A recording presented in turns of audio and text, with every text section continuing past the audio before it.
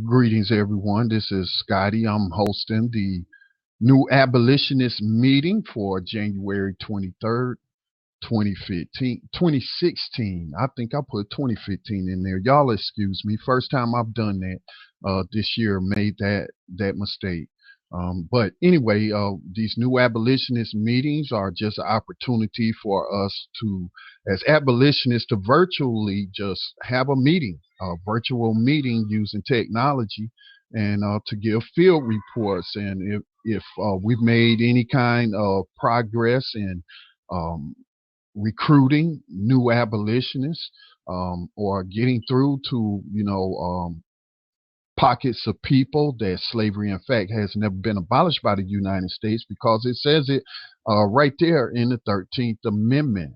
I had posted about that earlier, and when you read the 13th Amendment, it really just gives you a different perspective on U.S. history, as they say, because pretty much Abraham Lincoln has been lionized and said that he freed all these enslaved Africans, and the Civil War put an end to it.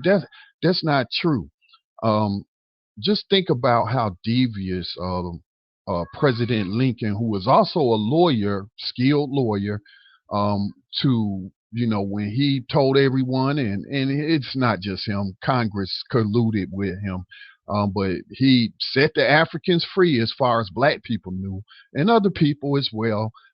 But Congress certainly knew that they were tricking everyone, tricking the formerly enslaved, and tricking everyone else with the 13th Amendment, which reads, Section 1, neither slavery nor involuntary servitude except as a punishment for crime. Now, usually when you see the 13th Amendment in print, when you're talking about print, online magazines, New York Times and places like that, if they cite the 13th Amendment, they don't publish out the entire uh, um, 13th Amendment, certainly not Section 2, but only portions of Section 1. They will usually put Section 1, neither slavery nor involuntary servitude shall exist. But they're practicing deception there, because they then go dot, dot, dot, et cetera, except it says except as a punishment for crime. So I'm gonna play their games too. So I was just thinking about Lincoln today and just how devious he was, and as a lawyer, full well knowing that the 13th Amendment was just simply transferring slavery to the states, and that in fact more than just the South could then start practicing slavery through the prisons, and it's pretty a lot of documentation to that fact. Most, I would guess, say the most well known is the book. What is the name of that book? It was also turned into a movie. I actually just posted about it today. I can't recall the Slavery by Another Name. That's the name of the movie. It's a documentary. You can watch it free on YouTube. So, there's no reason for people to be ignorant about and or arguing with anyone whether or not slavery actually exists or what form it's in. Slavery is slavery, especially when you are physically in chains, leg irons, handcuffs, behind bars, always accompanied by slave patrollers or overseers, and then you're being forced to work, even for a slave wage, and so but let's not even go there and that far into it. Just focusing on Section 1 that says neither slavery nor involuntary servitude except as a punishment for crime is evidence enough that it is incorrect for anyone to say that the United States of America, now known as USA Inc. since 1871, abolished slavery. And then in the groups that we maintain moved to abolish 21st century slavery, as well as the radio program. I had to get into the habit of, there's Greg. I was just about to say I had to get into the habit of watching the screen for when people try to call in. But as he uh, works to connect, you know, think about this. Oh, Honest Abe was really being honest with the South when pre-Civil War. He was telling them that when he was elected president, and this is documented through letters he sent to a Georgia congressman who was his friend when he was in Congress. And so he told them that, he's not going to end slavery. He's not going to abolish the institution. He was not going to do anything of the such. He made it clear his whole priority was keeping the Union together. And so, I mean, just think he even kept that promise to them with the passage of the 13th Amendment. He was not really, if we look at the 13th Amendment, interested in ending slavery. And again, it's not just him. There was a conspiracy. I don't know what the vote it passed. The amendments passed. I don't know what the votes were in the Senate or in the House. So, but it was enough to pass it. So he had plenty of co-conspirators to just do this terrible misdeed. A lot of people died. Greg, thank you for joining us tonight. How did I speak to you? You sound on your voicemail. I should have started. Your audio seems to be Wind going. up posting it. Okay, let me turn that off. Let me just check my sound cards. Go ahead and say it again, Greg. You were saying something about the post. I apologize. Yeah, that's on your end. I could be hosting it. Pick your microphone. Maybe wiggle it or push it all the way in, because your audio's going in and like you don't have a full connection for your headsets. Is it all the way in? Because your mic is going in and out. See, there it again. Okay. Let me send a message. Call back. So let me go ahead and continue. Greg tries to work those issues out because it wasn't on my end. I don't think it was. So if anybody else wants to join and give a report, or I will keep going.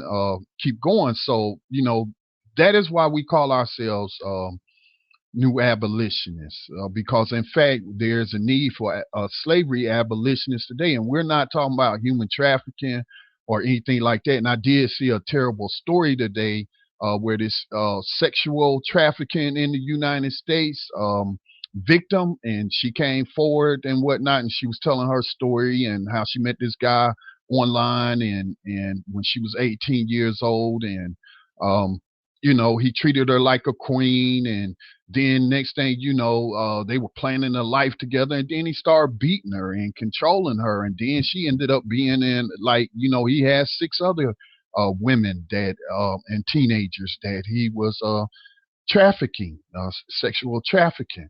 I mean, horrendous story, but that's illegal. That person, they described him as her pimp. Her pimp. He was an enslaver. He had them enslaved, mentally enslaved. They didn't have the chains on them, and but he had the mental chains on them, the fear, and just think about that. They didn't even feel comfortable to. I don't know what the details on that, but anyway, we're not talking about that kind of slavery. That's already outlawed. That's pretty much, no debate that is a form of slavery, that is human trafficking. But where we also say is that, we're talking about legalized human trafficking and legalized slavery, where, where prisoners are being used as capital.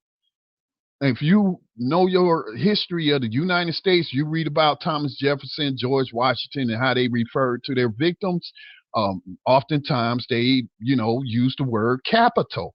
All right. It is, in fact, capitalism. I'm not on here to promote capitalism, socialism, communism, or anything like that. I'm just here to simply point out the facts that slavery here in the United States was founded, and capitalism was born, joined at the hip. And this has continued for over 200 years now.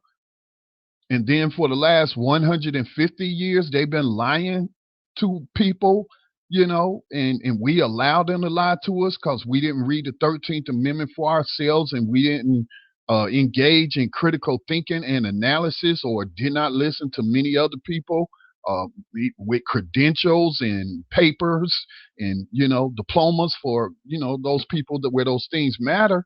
Um, they've even told you. It's being told to you now by attorneys, but nobody seems to be listening.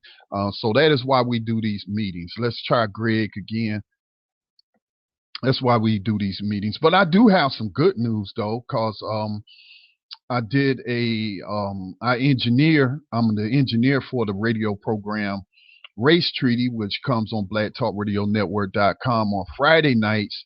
And it was a program where it was several individuals from all over the nations that gave testimony and presented evidence to the United Nations. I have to look that up. What the name of it was, I got it's on Black Talk Radio. But they were here investigating the human rights abuses that African people suffer, African descendant people suffer in this country. The UN Working Group of Experts on African People Fact Finding, and they had a roundtable last night, and so.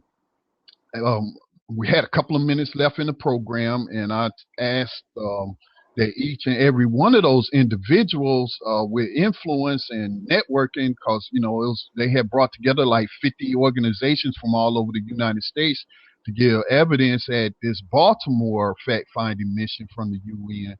But I asked her to please. She talked about raising the consciousness of the people on certain issues, and I mentioned to her that, Michelle Alexander has said the 13th Amendment doesn't abolish slavery. Um, Nakima Levy Pounds, who is a chapter president, I don't know if she's a chapter president or a state president in Minneapolis, Minnesota, but she has been active out there in the streets participating in the protests and occupied a Mall of America and all that. But she's also an attorney of the year for that state. And she has, said on our radio programs that 13th Amendment did not abolish slavery. We're still practicing slavery.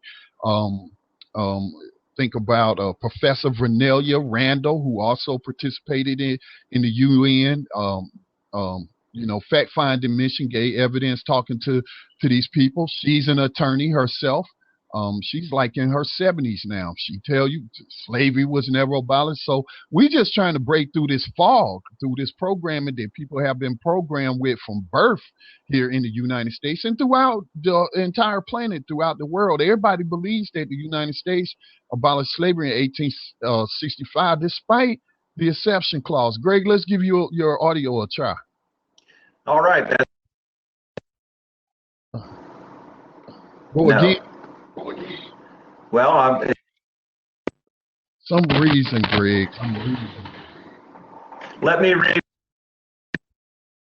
I'm hoping this ain't my. Okay, I hear you now. Yeah, but when you go to talk, it goes. If this, does that help at all?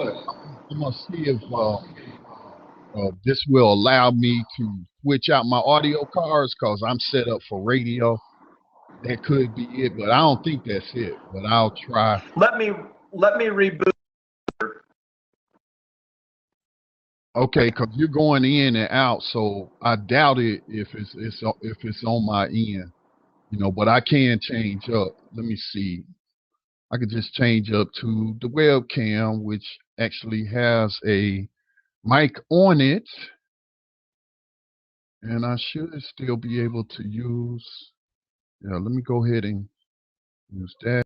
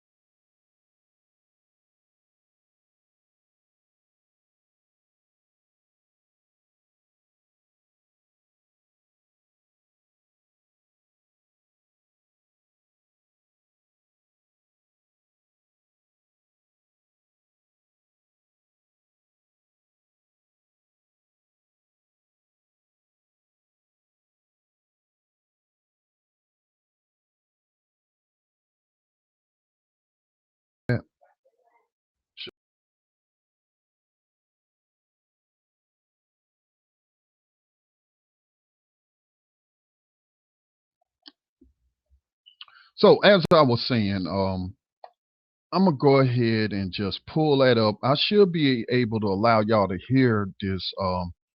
These people, prominent people, attorneys.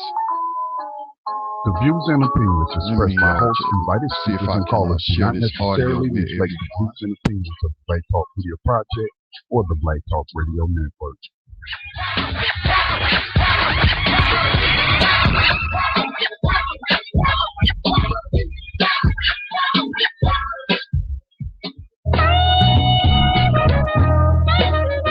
At franklinlaw.us.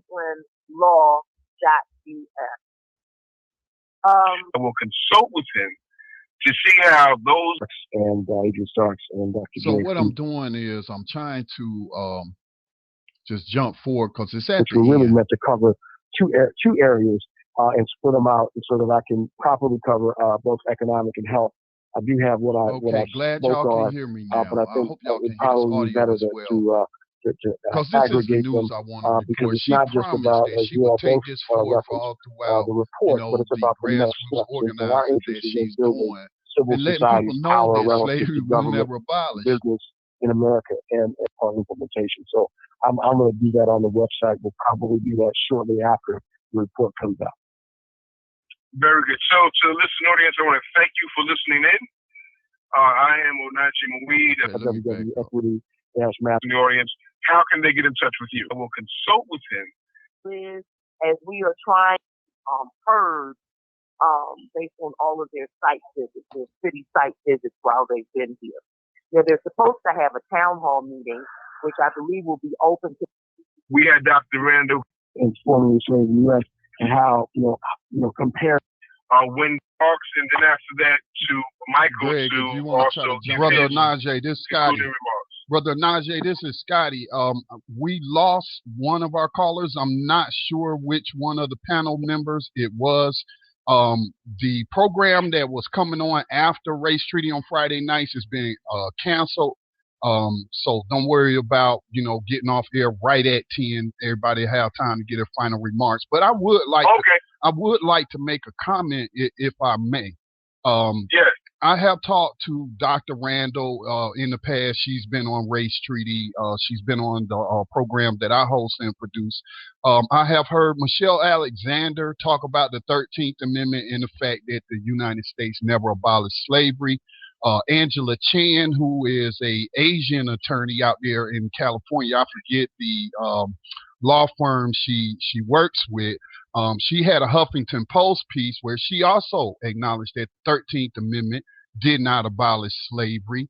And so I've talked to different law professors as well as attorneys. Nakima Levy-Pounds, who is leading the Black Lives Matter movement up there in Minneapolis.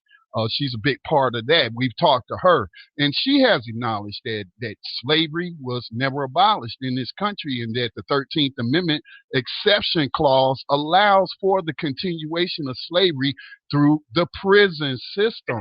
And so I would just like, the person, I believe it was Stephanie, that was speaking on raising the consciousness. That's one of the things we try to do through our program on this network, New Abolitionist Radio, is to raise the consciousness that slavery was never actually abolished, and that all of this police violence and what's going on, that's just an extension of slavery. They came out of the slave patrol before they became known as police officers. So I would just like to make a request that we try to raise the consciousness about the 13th Amendment, which Venezuela through the UN the UPI process had said to the United States that they should repeal the 13th Amendment. So any comments on that?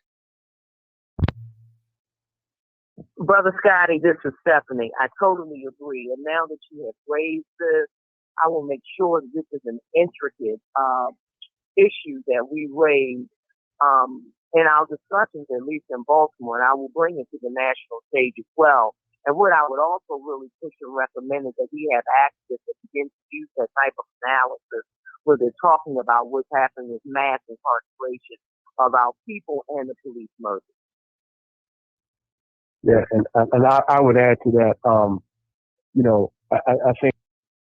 So that's all I wanted to share. That's my personal report. I take every opportunity when I talk to people, like Greg was telling us on one of the abolitionist meetings that he had opportunity to attend a function where he was sitting right across the table from Jesse Jackson, and he raised the issue of the 13th Amendment, with Jesse Jackson, and pointing out the fact that slavery was never abolished. This isn't really just mass incarceration. It is a continuation of slavery. But again, Jesse Jackson probably didn't take the time to read the 13th Amendment. So there was some miscommunication. But the point is that when we have an opportunity to talk to people that are involved in grassroots work or have vast networks, they have credentials, they're professionals respected in the community, and they're out there, part of the movement, trying to change things. And so, I felt it was incumbent upon me, even though that wasn't my radio program. I was just the engineer, to bring up are you bringing up to these people at the UN on this fact-finding mission that the 13th Amendment never abolished slavery, and all of this police killing and whatnot is just, a side effect of slave catching. They killing a few slaves as they try to bring them in on these unconstitutional drug laws and other, crimes of being poor, like vagrancy, just locking up people for a profit. Again, these people are capital. That's how George Washington described his victims of slavery. That's how Thomas Jefferson described his victims of slavery. And so, that is what's going on. And so I was just ecstatic to hear she said she was going to take it to a national stage. But again, people are out there talking about this. Michelle Alexander, I've seen her on some audio clips or video clips on YouTube saying, 13th Amendment didn't abolish slavery. It transformed it to prison slavery. And this is $1 billion a year industry. And right now there's a bill in Congress ain't nobody really even talking about, called the Justice Is Not for Sale Act, that would abolish private prisons and jails. So, I mean, come on, what do we need to happen in order for us to get more people involved in abolitionism in the 21st century, when it is clear and evident that great fraud was perpetrated against everyone everywhere who was against slavery, and that Lincoln put put profit over people. He put peace over people. In order to have that peace with the South, they had to allow them to keep practicing slavery, but through the prisons. And of course, the people who just became classified as white and new immigrants from Europe and coming over here, these were poor people. They ain't have nothing. They ain't, but that just the ridiculousness that they would even sign up and fight for the Confederacy. But the rich people were the congressmen and the senators of that day, or they had them connections. Politics was done the same back then as it was today. And the message was put between, to the 1% of that day, is that, look, we're going to bring a conclusion to this war, and we're going to still be able to make some money with cheap labor, but it's going to be through the prisons because of this exception clause that's going to be put in the 13th Amendment. And then, we are, as states claiming state rights, can pass whatever kind of laws we want to pass to criminalize whatever we want to criminalize. And then we get the police, the former slave patrollers, to then enforce these laws targeting only certain people, which they then targeted the formerly enslaved Africans as well as free black people. So, and this has been a continuous cycle with more and more people going into it every year. And it needs to stop. It needs to stop. That's what I'm about as an abolitionist. Greg is trying to join us again. I hope he got his audio set up. We probably should have did a test, but I'm so busy, Greg. All right, I think I hear you now fine.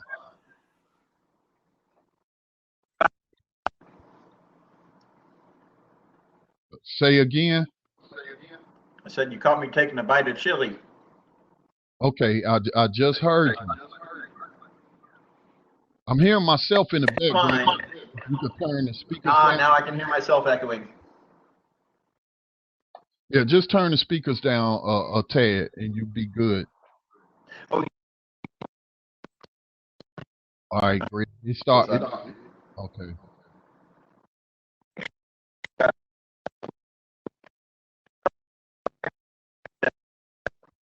me clearly now? Heard you say pretty clear now, but nothing before that. Oh, shoot. Get and see what happens. Sound like you got a bad connection now. I can hear it now. I can tell when you have a connection, but it's like every time you go to speak, that's when it messes up. Okay. Do this, then let me. Well, check this out, Grace. How about we do this? How about we work out your issues on at a different time, and I'm gonna just continue with the abolition. Good enough. All right. Thanks for chiming in. Hey, you can also, Greg, you can also give your reports. If anyone has any reports, I will say those over air for everyone else to hear. So if you have any reports, let me see if we got somebody joining us. Quabala Math. Hope I pronounced that correctly. Greetings to you. Hey, how you doing? Can you hear me? Yes, I can hear you. Okay, that's good. What kind of reports are you looking for? Well, anything that's attacking the system, of slavery, any aspect of it, whether it is the police terrorism, which I call slave catching, they just terrorizing people in the process of doing that. Whether it is, in the prison, any kind, like, any kind of gains. For example, I did an interview earlier this week with Christopher Irvin, who's running for city council in Baltimore, and that state just overrode a veto by the governor, the Republican governor. He vetoed a bill that the House and the Senate in Maryland passed that would immediately restore the voting rights of people once they get out of prison. You know what I'm saying? What is his name again? Christopher Irvin. His name is Christopher Irvin. You can find him on Facebook. I don't recall his website right now. His campaign website, but it's a brother from Baltimore. I've been knowing him for a while. He is an abolitionist, but he gave us that report. I would consider that an abolitionist report because that's, again, what they seek to make you a slave by taking away all your rights. And so once you come out of prison, they still treating these people like slaves. You lose your Second Amendment rights, your Fourth Amendment rights, your Sixth Amendment rights. You basically don't have no rights. You get lifetime punishment in terms of getting certain federal benefits and whatnot. And that whole thing is to force you to then violate other laws and whatnot that's going to put you right back in the act of slavery on the prison plantation. So, any kind of report. I got a report that they indicted a slave catcher in Florida that shot that naked veteran. So, any kind of reports from the field, because it's a battlefield out there. Okay, well, let me give you the report that has been overlooked once again and lied upon over and over and over again. Typically, it's on the other side, meaning that they want to use it to make it the goody two shoes type of book, but it's not actually. If you investigate the book, which is called the Bible, which shows about the slavery that would happen for a second time to God's chosen people in a land that would be deemed as Egypt. So, that's with the perspective that I will be able to provide for you at the drop of a dime. And I can show you those things that you're mentioning, those slavery tactics and that slavery in the Bible verbatim, and they are curses that would be placed upon God's chosen people because of their their sins against the Lord. And okay. that's If I may, sir, let me interject right there. I'm very familiar with the scripture. In the New Testament, Paul, he was an advocate for slavery. I mean, look, people, I don't lie to people. I just share facts. Pull Paul, that scripture. Paul, I don't have time for that, bro, because I'm gonna be off air in 10 minutes as we got a radio program we need to broadcast. But um, Paul told in prison, he told the guy, the enslaved African or whatever he was, they were known as their nationalities back then. But anyway, told him to stop running away from his master, and he told the master to quit beating his slave because now he's your brother in Christ. Now that's yeah, but this is not what we about here tonight. We're here about how do we end slavery today. We're not interested in talking about the historical perspectives and whatnot. I'm very aware of those. No, we're talking about actually ending slavery. We're talking about ending. You're talking about being a reactionary to the things instead of being prepared for it and knowing beforehand. I mean, you're going to just try to say that we shouldn't discuss the the premise. No. You know about it. Maybe other people might not know about it. That was in the. You misunderstand. You misunderstand. Okay, let me. Well, you missed the fact that I'm saying that I can prove those. No, people, when you call into these chat, it is not for us to overtalk each other. You should have respect for the host of these platforms to, allow them to moderate and to control. For those that don't read or perhaps have reading comprehension problems, this says New Abolitionist Meeting. 123, I know it say 2015 and it's 2016, but this is an extension of a group of over 2,000 people in this group called Move to Abolish 21st Century Slavery. Now, this group is filled with people of all different ethnic backgrounds, all different religious backgrounds, all different walks of life, economic, backgrounds, education backgrounds, just a hodgepodge of people who acknowledge the fact that the 13th Amendment did not abolish slavery. And so we're coming together on that common ground and we working to end slavery. Now, you saying somebody being reactionary, well, when somebody's hitting you, don't you react? What does reactionary really mean? When something adverse is happening to me, of course I'm going to react to it. But again, we're not interested in any biblical stories about black people or African people or any people being cursed, thousands of years ago. And then, for their wickedness, and the Bible says that they're going to be taken to a foreign land in ships and all of that. Look, okay, we're not interested in converting anybody to any kind of religion or teach them religious. We talking about that is not going to help us to end slavery now. Okay, what about the people who don't fit that criteria? We're looking for abolitionists. We kind of model ourselves after the abolitionist movement of Frederick Douglass, Harriet Tubman.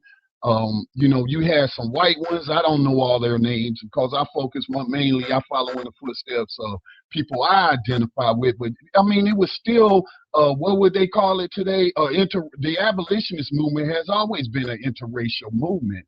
And so, back then, I suppose everybody was Christians, but in our group, Moved to Abolish 21st Century Slavery, we got Muslims, we got atheists, we got Buddhists, and we ain't interested in hearing all of that. Let's stick to the problem as it is. The problem is the 13th Amendment allows these people to practice slavery. Okay. So how do we end slavery? Is it a matter of us getting these Congress to have a constitutional, what do they call that, a constitutional convention, whatever they need to do to remove that exception clause from the 13th Amendment, which allows corporations, including the U.S. government, which owns Unicor, a private-owned corporation that utilizes prison slave labor to produce many products and services that I'm sure a lot of unemployed Americans would love to have those jobs. But the thing is, you will have to pay these people at least a minimum wage, which there is a movement now to pay prisoners minimum wage because they got families too. You know, many, regardless of the fact or whether you think they belong there or not, they got families. You know, they have children. They have elderly parents, and you know they have family members that they need to provide for, just like everybody else. So if you're going to work, people know you don't get to pay them $25. 25 cents an hour for something you would have to pay somebody else $15 an hour for doing it on the outside. You okay? And so, you know, we ain't, no offense, bro. No offense. I understand your religious belief, but this ain't that group. We ain't a black nationalist group. We ain't no Hebrew Israelite group. We ain't this. We ain't no Zionist group. We ain't, look, we just abolitionists. It's plain and simple. Let's keep it simple. Either you believe that slavery exists or you don't. Either you want to do something to abolish it or you don't. I don't care who you pray to, you know, because, you know, if we going into battle, you know, most warriors do say a prayer, but I ain't praying for nobody to come and fix man-made problems. Okay, ain't nobody coming. So, you know, and it ain't a matter of victim blaming either and saying, oh, the people are so wicked, and if they would turn from their ways, and if they would turn to the only true God and all of that, then, you know, we will smite that. No, I ain't interested in that, bro. I'm trying to get at least 2/3 of the 2.5 million people that's in America's prisons and jails out of slavery. That's what I'm trying to do. Okay, I mean, you know, I don't know if it's gonna come to another civil war. I highly doubt it, cause we ain't organized. Most people don't even recognize it as slavery, and they're not outraged as I am and other abolitionists. So, you know, I don't mean to go on no rant, but I don't like people, you know, pushing an agenda. This is a new abolitionist meeting. Okay, we can look at the background and say this and say that it's happening cause of this or happening cause of that. All right, how are we going to end it? The only way that we going to end it non-violently is through legislative means, whether that's community control of the police so we can turn them into peace officers instead of slave catchers. Is it going to be through, you know, abolishing private prisons and jails? In this, that means corporations that have investors. You know, you got banks investing in these companies that are making money based on how much capital they have in these sales.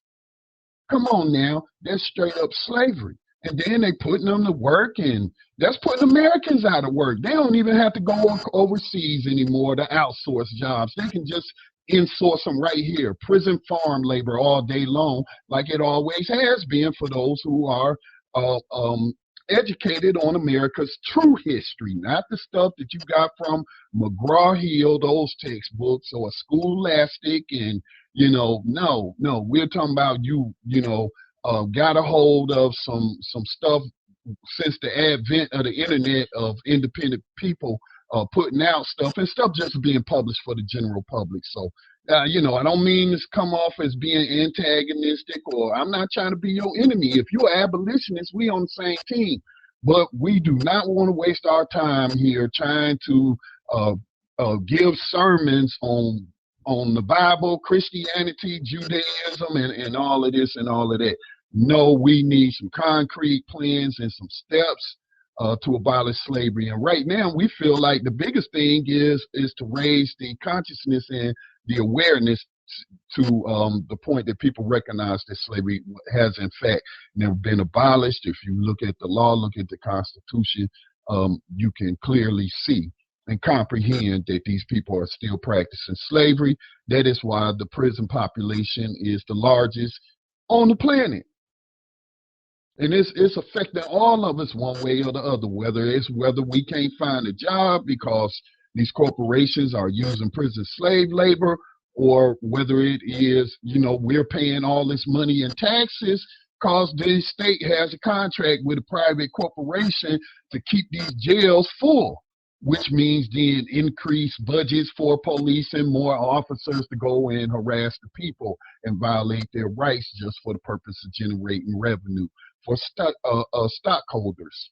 So we need to keep raising that consciousness. So I was glad to hear that the woman that we heard speaking, the attorney from Baltimore who runs a children's law firm up there fighting for the human rights of children, including teenagers, Miss Stephanie Franklin. That was her who we heard play on that clip.